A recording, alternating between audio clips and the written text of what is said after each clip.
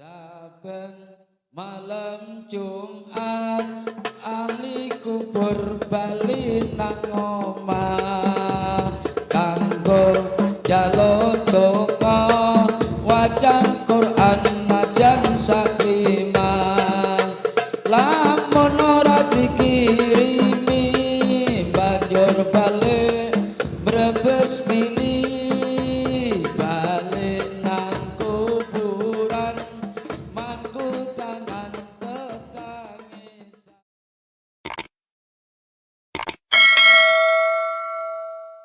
Alhamdulillahirabbil alamin wa bihi nasta'inu ala umurid dunya waddin wassalatu wassalamu ala asyrafil anbiya wal mursalin wa ala alihi wa ashabihi ajma'in. Rabbi shrah li sadri wa yassir li amri wahlul 'uqdatam min lisani yafqahu qawli, amma ba'du. Bulan suci Ramadan adalah bulan yang penuh maghfirah, penuh ampunan atas segala dosa-dosa kita kepada Allah Subhanahu wa taala. Bulan suci Ramadan adalah bulan yang sangat mulia. Bulan suci Ramadan adalah bulan 1000 bulan. Bulan suci Ramadan adalah bulan yang sangat luar biasa. Tapi apalah artinya semuanya itu kalau kita tidak mencari dan berusaha untuk menjalankan atau mengamalkan perintah-perintah daripada Allah Subhanahu wa taala. Bulan Ramadan adalah bulan yang penuh maghfirah, penuh ampunan atas segala dosa-dosa kita. Akan tetapi kalau kita tidak melaksanakan puasa dan juga tidak memohon ampun kepada Allah Subhanahu wa taala, maka dosa-dosa kita akan tetap. Ya. Bulan suci Ramadan walaupun bulan maghfirah itu diprioritaskan kepada hambanya yang mau minta ampunan dan mau melaksanakan puasa. Sebagaimana hadis Kanjeng Nabi Muhammad sallallahu alaihi wasallam yang berbunyi, man shoma Ramadanan imanan wahtisaban ghufira lahu ma taqaddama min dambi. Barang siapa yang mau melaksanakan ibadah puasa di bulan suci Ramadan dengan syarat iman dan ikhlas karena Allah Subhanahu wa taala, hanya semata-mata melaksanakan ibadah puasa itu karena Allah Subhanahu wa taala, ghufira lahu ma taqaddama min dambi, maka Allah akan ampuni segala dosa-dosa kita dari dosa-dosa yang telah lalu. Ini bapak-bapak dan ibu-ibu yang dirahmati Allah Subhanahu wa taala, dosa-dosa kita yang lalu itu akan diampuni oleh Allah Subhanahu wa taala selagi kita mau melaksanakan ibadah puasa. Paham nggak nih Pak? Paham lah ya? Ya kalau nggak paham ya kebangetan lah. Tapi ingat, puasa kita ini ada catatannya. Apa catatannya? Imanan wahtisaban. Jangan cuma didengarkan saja. Ini gampang-gampang susah ini. Ya. Kalau kita melaksanakan ibadah puasa tapi tidak dengan catatan iman dan tidak ikhlas karena Allah Subhanahu wa taala, maka dosa-dosa kita tidak akan diampuni oleh Allah. Akan tetapi kalau puasa yang kita kerjakan itu hanya karena iman dan semata-mata karena Allah Subhanahu wa taala, bukan karena yang lain, maka sekecil dan sebesar apapun dosa-dosa kita yang telah lalu, yang pernah kita perbuat, akan diampuni oleh Allah Subhanahu wa taala. Ini pertanyaannya, ikhtisaban itu tidak mudah. Karena Allah itu tidak mudah. Contoh, Pak Marjo puasa dari pagi sampai sore. Pas kebetulan kerja di bengkel, ya. Siang-siang, ya, jam 1, jam 2, panasnya minta ampun. Ya. Puasa enggak? Puasa enggak? Ya kan? Enggak puasa, enggak enak sama kawan. Puasa tenggorokan kering. Akhirnya karena nggak enak sama orang dijalankan puasanya. Pertanyaannya, karena Allah apa karena orang lain? Nah ini yang jadi pertanyaan. Makanya kalau cuma dalil saja itu gampang Pak ya.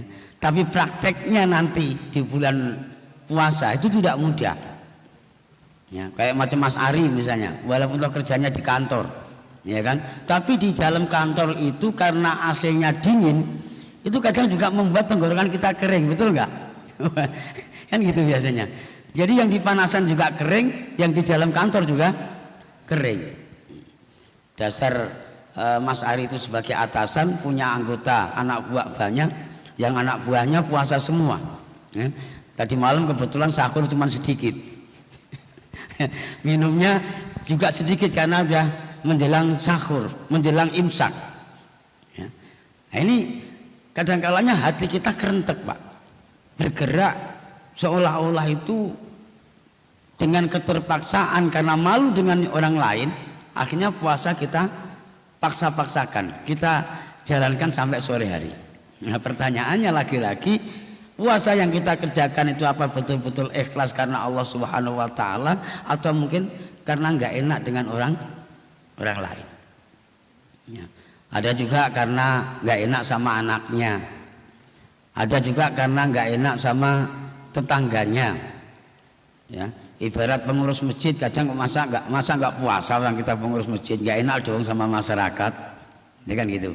Sama Ustadz juga demikian ya, walaupun tuh selapar apapun juga dipaksakan, sehaus apapun dipaksakan. Masa Ustadz nggak puasa, nggak enak lah sama murid-muridnya. Ikhlas karena Allah apa karena nggak yang lain? Nah, ini ternyata tebusannya untuk supaya dosa-dosa kita diampuni oleh Allah Subhanahu wa taala itu tidak mudah Pak, tidak gampang ya. Tidak mudah semudah kita membalikkan telapak tangan, dan tidak gampang segampang yang kita bayangkan. Nah, karena itu jauh-jauh hari sebelumnya kita persiapkan niat yang tulus, bagaimana nanti betul-betul di bulan suci Ramadan mampu mengerjakan daripada puasa betul-betul karena Allah Subhanahu wa taala. Kita persiapkan mulai sekarang. Insya Allah kalau kita betul-betul ikhlas karena Allah Subhanahu wa taala, sekecil dan sebesar dosa apapun selama 11 bulan yang pernah kita perbuat, insya Allah akan diampuni oleh Allah Subhanahu wa taala. Bapak Ibu jamaah yang dirahmati Allah Subhanahu wa taala, sedikit yang perlu saya tegaskan kepada Bapak Ibu bahwa pahala daripada puasa di bulan suci Ramadan luar biasa, keluar biasaan apa saja yang ada di dalam bulan suci Ramadan, ternyata risikonya sangat rentan ya, risikonya sangat rentan. Memang kalau kita lihat pahala sangat luar biasa. Apa saja yang ada di dalam bulan suci Ramadan itu menjadikan pahala, sehingga ada satu hadis yang menerangkan bahwa saumus shaimi ibadatun. Tidurnya orang yang melaksanakan ibadah puasa di siang hari itu dinilai ibadah oleh Allah Subhanahu wa taala. Wa sukutus shaimi tasbihun, dan diamnya orang yang melaksanakan ibadah puasa di siang hari itu dinilai oleh Allah sama seperti orang yang membaca tasbih. Nah, itu saking hebatnya bulan suci Ramadan. Akan tetapi ya, tadi yang saya katakan sangat rentan resikonya ya, sangat rentan resikonya. Diantaranya apa? Ada satu hadis yang mengatakan bahwa kam min shaimin laisa lahul jaza ilal ju' wal 'aps. Banyak di antara umatku nanti itu yang gemar melaksanakan ibadah puasa, hampir setiap tahun melaksanakan ibadah puasa. Akan tetapi puasa yang dikerjakan itu tidak mendapatkan pahala apa-apa. Illal ju' wal 'aps, hanya mendapatkan lapar dan dahaga. Nah, ini yang harus kita korek-korek Pak, bagaimana supaya puasa yang akan kita kerjakan nanti di bulan Ramadan betul-betul mendapatkan pahala, bukan hanya sekedar mendapatkan lapar dan dahaga saja. Apa yang menyebabkan puasa kita tidak mendapatkan pahala apa-apa? Karena ada perusaknya. Apa sih penyebab yang merusakkan nilai-nilai pahala puasa? Di antaranya yang pertama adalah al-kizib. Apa itu al-kizib? Berbohong.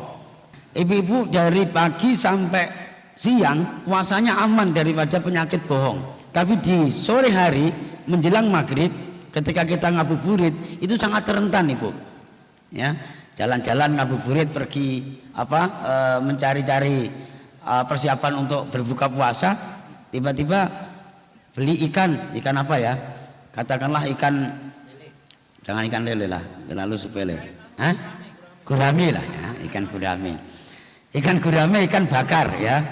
Satu ekor itu harganya 15.000. Dibelilah sama ibu-ibu. Oke. Setelah itu dibawa pulang. Nyampe rumah ditanya sama suaminya, "Ibu beli apa tadi?" "Beli ikan lah." "Ikan apa?" "Gurame." "Berapa satu ekor, Bu?" 20.000. Bohong nggak kira-kira? Agar supaya dapat jatah yang lebih banyak, akhirnya berbohong dengan suami. Ikan dibeli dengan harga 15.000, ketika ditanya suaminya ngakunya menjadi 20. Artinya berbohong. Kebohongan yang semacam itu tanpa kita sadari Bapak Ibu, itu akan merusak daripada nilai-nilai ibadah puasa kita di bulan Ramadan. Itu yang saya anggap sangat rentan sekali.